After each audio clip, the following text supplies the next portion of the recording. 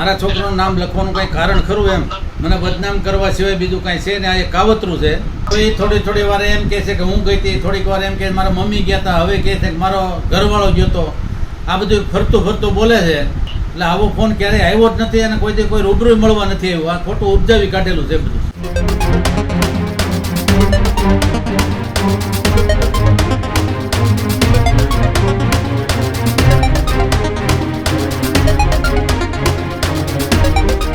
નમસ્કાર, આપ જોઈ રહ્યા છો ન્યૂઝરૂમ અને આપની સાથે હું છું ભાવિક. ગુજરાતના રાજકારણના સૌથી મોટા સમાચાર સામે આવી રહ્યા છે કે જ્યાં બગસરા ભાજપ પ્રમુખ પર જે આરોપ લગાડવામાં આવ્યા હતા અને ધારાસભ્ય જેવી કાકડિયાના દીકરા પર પણ જે આરોપ લગાવવામાં આવ્યા હતા તેને લઈને સૌથી મોટા સમાચાર સામે આવી રહ્યા છે કે જ્યાં પ્રદીપ ભાકર સામે દુષ્કર્મના જે આરોપનો કેસ છે તેને લઈને એક અપડેટ સામે આવી રહી છે.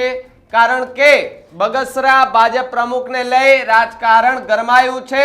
બગસરા ભાજપ પ્રમુખ પર એક યુવતીએ બળાત્કારનો આરોપ લગાડવામાં આવ્યો છે. તેના દ્વારા ભાજપ પ્રમુખ પર એક યુવતીએ દુષ્કર્મના આરોપો લગાવ્યા છે. અનેક વખત દુષ્કર્મ આચર્યું હોવાના આરોપ લગાડવામાં આવ્યા છે. એમએલએ કાકડિયાના પુત્રની પણ સંડોવણી હોવાના આરોપો જે છે તે યુવતીએ લગાડ્યા હતા. સમગ્ર ઘટનાને લઈ ધારાસભ્ય કાકડિયાએ હાથ ખંખેર્યા હોવાની વાત સામે આવી રહી છે. પ્રતિક્રિયા સામે આવી છે. મારા પુત્રને ફસાવાનું કાવતરું છે. આ એમએલએ કાકડિયા દ્વારા નિવેદન આપવામાં આવ્યું છે. મારી રાજકીય કારકિર્દીને ખતમ કરવાનું, પતાવી દેવાનું એક કાવતરું છે. તે પ્રકારની વાત જેવી કાકડિયા છે તેના દ્વારા કરવામાં આવી છે. જે સત્ય હશે તે પોલીસ તપાસમાં બહાર આવે તે પ્રકારની વાત ધારાસભ્ય કાકડિયા દ્વારા કરવામાં આવી છે. જે પણ આક્ષેપો લગાડવામાં આવ્યા છે તે આક્ષેપો તદ્દન ખોટા હોવાની વાત જેવી કાકડિયા દ્વારા કરવામાં આવી છે. મારા પુત્ર પરના તમામ આરોપો એક ખોટા છે તો ખોટા હોય તો સાબિત પણ કરવા પડશે જેવી કાકડિયા. કારણ કે જે પ્રકારે ગુજરાતથી લઈને છેક બેંકોક સુધીની વાત અહીંયા થઈ છે, જે ગાંજાની વાત કરવામાં આવી છે, માફ કરજો, જે ગાંજાની સપ્લાયની જે વાત કરવામાં આવી છે એ યુવતીએ ન્યૂઝરૂમ મારફતેથી જ ઇન્ટરવ્યુ આપ્યું હતું. અહીંયાથી જ એ યુવતીએ પ્રદીપ ભાકર સહિતના લોકોના નામ લઈને જે નિવેદનો આપ્યા હતા, આ નિવેદનોને લઈ ફરી એકવાર બગસરા અમરેલીનું રાજકારણ ગરમાયું.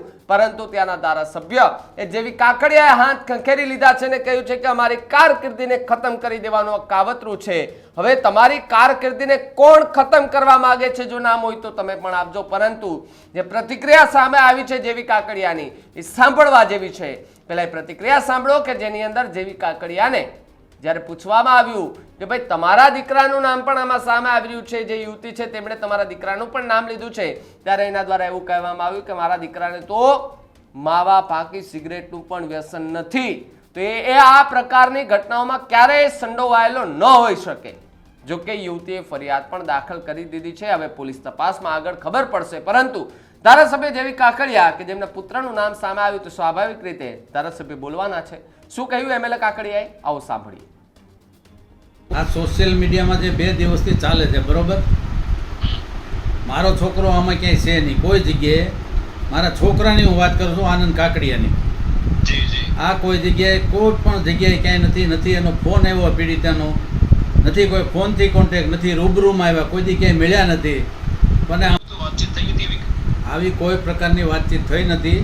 પ્રદીપ ભાગર તો મારા મત વિસ્તારનું બગસરા તાલુકો આવે, બગસરા તાલુકાનો પાર્ટીનો પ્રમુખ છે એ. એટલા માટે પ્રદીપ અમારા કોન્ટેક્ટમાં આ બાબતમાં કોઈ ચર્ચા કે કોઈ વસ્તુ કાંઈ થઈ નથી. અને આમાં અમે ક્યાંય પડવાય માગતા નથી. પ્રદીપનું જે હોય એ, પણ મારા છોકરાનું નામ શા માટે આવ્યું મારે તો એ જ વાંધો છે, બીજું કંઈ છે જ નહીં એમ. મારા છોકરાનું નામ લખવાનું કંઈ કારણ ખરું એમ? તમે સાંભળી લો, મારો દીકરો એમાં ક્યાંય છે જ નહીં, એના ફોનમાં કોન્ટેક્ટમાં નથી, કોઈ જગ્યાએ જો ક્યાંય ન હોય તો એનું નામ લખવાનું કારણ શું એમ?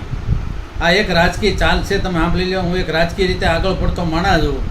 મને બદનામ કરવા સિવાય બીજું કાંઈ છે ને? આ એક કાવતરું છે. માટે અમે ફરિયાદ કરી છે. જે સત્ય હશે એ પોલીસ બહાર લાવશે. સાહેબ, એક ધારાસભ્ય તરીકે હું અહીંયા કામ મારા વિસ્તારમાં કરી રહ્યો છું. તમારી રાજકીય કારકિર્દી ખતમ કરવા માટે જ આ એક કાવતરું હોય એવું મને લાગે છે. કોણ જોડાયેલા છે એ મને કંઈ ખબર નથી. આ પ્રકરણમાં હું ક્યાંય છું નહીં, મારો છોકરો ક્યાંય નથી. એટલે મારું તો નામ નથી, પણ મારા દીકરાનું ક્યાંય નામ નથી. કોઈ દી એને ફોનમાં કોઈ એને વાત નથી કરી, કોઈ દી ઓફિસે કોઈ એને મળવા નથી આવ્યું આ પીડિતા કોઈ, અને પરબરું એને નામ દઈ દીધું છે, એ ખોટું નામ દીધું છે ટૂંકમાં. તો એ થોડી વાર એમ કહે છે કે હું ગઈ હતી, થોડીક વાર એમ કે મારા મમ્મી ગયા હતા, હવે કહે છે કે મારો ઘરવાળો ગયો હતો. આ બધું ફરતું બોલે છે. એટલા ઉપરથી આપણને ખ્યાલ આવવો જોઈએ કે ભાઈ આમાં મારી બદનામી કરવા સિવાય બીજું કાંઈ કરવા નથી આ લોકો. એટલા માટે જ એના એ પીડિતા અને એની હારે એના સાગરીતો આ એક કાવતરું કરી રહ્યા છે, બીજું કાંઈ છે નહીં. મારી પાસે કાંઈ નથી, હું એને કાંઈ ઓળખતો નથી, કાંઈ લેવા દેવા નથી, તોય હું કામ આપ્યું? પહેલાં કહો, નામ મારું હું કામ આપવું જોઈએ મારા દીકરાનું? મારું નામ તો છે ને, મારા દીકરાની વાત કરું છું હું, એનું નામ હું કામ આપવું જોઈએ એમ? કોઈ પ્રકારની ક્યારેય વાત નથી થઈ. એ જે કરતો હોય એને મુબારક. અમે ક્યાંય વાત કરી નથી આખા પ્રકરણની, અને અમને ખબર પણ નથી. મિત્ર સાહેબ, હું રાજકીય માણસ છું, તમે સાંભળી લો સાહેબ. હું વિધાનસભાનો સભ્ય છું, એટલા માટે મારે રાજકીય માણસોને ફોન તો આવતા જ હોય. મારો સન હોય તો એને ક્યાંક કામકાજ માટે ફોન કરતા હોય બધાય. એટલે આવો ફોન ક્યારેય આવ્યો જ નથી, અને કોઈ રૂબરૂ મળવા નથી આવ્યું. આ ખોટું ઉપજાવી કાઢેલું છે બધું. નહીં, કોઈ પ્રકારનો એવું કાંઈ સંબંધો છે જ નહીં. એવા સંબંધો હોય રાજકીય મારી હારે હોય, કારણ કે મારો પાર્ટીનો પ્રમુખ છે એટલા માટે. નહીં, કોઈ સંબંધો પારિવારિક કે કોઈ સંબંધો બીજા કોઈ નથી. પાર્ટી લેવલના સંબંધો થઈ જ છે. બાકી શું કરે આપણને ખબર નથી. જે કરતો હોય મુબારક. અમે કરી દેવાના જ છીએ, દાવો કરવાના જ છીએ. ફરિયાદ દાખલ કરી છે, ફરિયાદને અંતે હું આવે પછી અમે દાવો દાખલ કરવાના જ છીએ. સહી જ નહીં તો પછી પક્ષને મારે કહેવાની જ ક્યાં વાત રહી? અમે કોઈ જગ્યાએ ક્યાંય એમાં ફસાયેલા હોય તો અમારે ક્યાંક વાત કરવી પડે ને. મારો છોકરો ક્યાંય ફસાયેલો જ નથી ને, એ બાબતમાં ક્યાંય હોય જ નહીં. એનું ઘેરે ને ઘેરેથી સાઈડ ઉપર બીજે ક્યાંય હોય જ નહીં, તમને મળે જ નહીં ક્યારેય. અને કોઈ પણ 1000 જણને પૂછી લે મારા છોકરામાં કઈ એવો અવગુણ હોય તો. આ તો ઈરાદાપૂર્વક સાહેબ, ઈરાદાપૂર્વક મને બદનામ કરવા માટે, મારી રાજકીય કારકિર્દી પૂરી કરવા માટેનું આ એક ષડયંત્ર થઈ રહ્યું છે, બીજું કાંઈ નથી સાહેબ. મને કેમ ખબર પડે અત્યારે? કયો હાલો, અમે એને ઓળખતા જ નથી તો અમને ખબર કેમ પડે? અમે એને ઓળખતા હોય, ક્યાંક કોન્ટેક્ટમાં હોય તો ક્યાંક ખબર પડે અમને. એના કોન્ટેક્ટમાં નથી તો આપણે કેમ ખબર પડે? ના, આપણે એને માટે કોઈ પ્રકારનું મળવા માટે કોઈને મોકલ્યા નથી. અને અમે ડાયરેક્ટ ફરિયાદ જ આપી દીધી, ભાઈ જે છે એ પોલીસ બહાર લાવશે. નિકોલ ઓફિસમાં છે ને સીસીટીવી કેમેરા છે જ નહીં, ગમે ત્યારે જોઈ લે આવીને. અને મારો છોકરો ગાંધો હું કાંઈ સિગારેટે નથી પીતો, માવો નથી ખાતો. કોઈ બાબતમાં એ ક્યાંય કોન્ટેક્ટમાં હોય જ નહીં. એ રાજકીય માણસ જ નથી, એ બિઝનેસવાળો માણસ છે. ક્યાંય તમને ક્યાંય મળે તો સામે કહેજો. ક્યાંય એ ક્યાંય હોય જ નહીં, કોઈ જગ્યાએ ક્યાંય ન હોય. અમારે તો એને મને કે મેં એને આ જ્યારે વોટ્સએપમાં આવવા મળ્યું બધું, એટલે મેં એને પૂછ્યું કે તો આવું કાંઈ બન્યું છે એમ? કારણ કે મને તો ખબર જ હોય જ નહીં, બને જ નહીં કોઈ દી. અને ગાંજાની વાત હોય એમાં તો કોઈ દી ન હોય, જિંદગીમાં ન હોય. અને કે કોઈ પ્રકારનું ક્યાંય લખણ ન હોય તો આવા ધંધા એ કરી જ ન કે સમજ્યા. ને મારા દીકરાની મને તો ખબર હોય ને કોઈ વસ્તુ ક્યાંય ન હોય એમ. એટલે અમે પોલીસને તપાસ સોંપી દીધી છે. પોલીસ જે કાંઈ કરવાનું છે એ પોલીસ કરશે સાહેબ. ગમે એટલા કાવા દવા જે કોઈને કરવું એ કરે. હું એક ગામડાનો માણસ છું, ગામડામાં પબ્લિક સાથે જોડાયેલો છું, મારા વિસ્તારમાં સતત કાર્યશીલ છું. અને મારા ગામડાઓ મારી હારે જોડાયેલું છે. બધાને મારા ગામડાને ખબર મેં જે કામગીરી કરી છે એ લોકો એના આભારે મને મત આપે છે. ના સોશિયલ મીડિયામાં આવતો હોય તો એ લોકોને એમ થાય ને કે આ શું છે એમ. ના, હકીકત હાવ ખોટી છે, ઉપજાવી કાઢેલી છે. મારી કારકિર્દી ખતમ કરવાનું આખું કાવતરું છે. જેનું હોય એનું મુબારક. આવું કરવું ન જોઈએ, ઈશ્વરની સાક્ષી. નહીં સાહેબ, કોઈ પ્રકારનું અમે જાણી નથી કરીને પૂછવામાં નથી આવ્યું.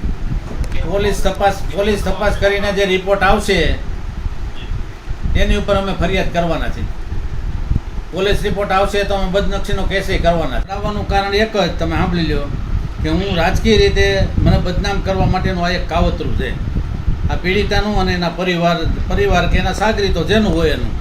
અમે એના કોન્ટેક્ટમાં જ નથી તો પછી આ કરવાની હું જરૂર છે એમ.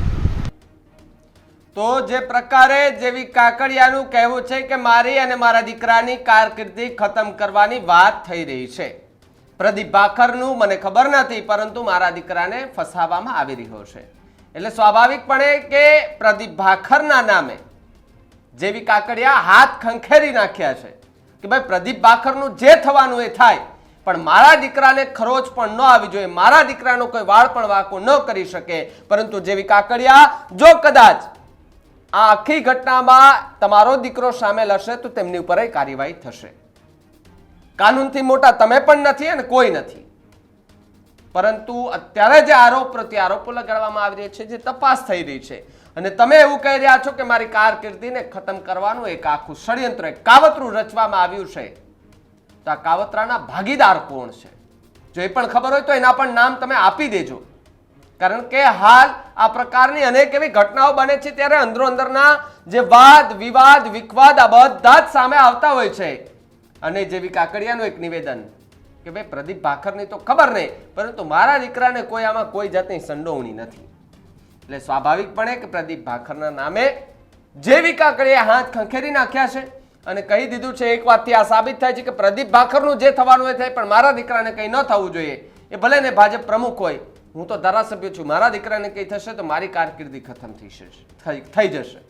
આ પ્રકારની વાત વાયુ વેગે અત્યારે ફેલાઈ ગઈ છે. પરંતુ આરોપ પ્રત્યે આરોપો લાગી રહ્યા છે. સબૂત જેની પાસે હશે તે બોલી શકે એ પ્રકારની વાત. જો કે યુવતી હોય તો પુરાવા સાથે એક બીજો વિડીયો પણ જે છે તે બનાવીને સોશિયલ મીડિયા પર મૂક્યો હતો અને આ વિડીયો સામે આવતાની સાથે જ ગુજરાતનું રાજકારણ ફરી એકવાર ગરમાયું છે. જેવી કાકડિયાની વાત સાથે કેટલા સહમત છો કમેન્ટ બોક્સમાં ખાસ લખજો. જોતા રહેજો ન્યૂઝરૂમ. નમસ્કાર.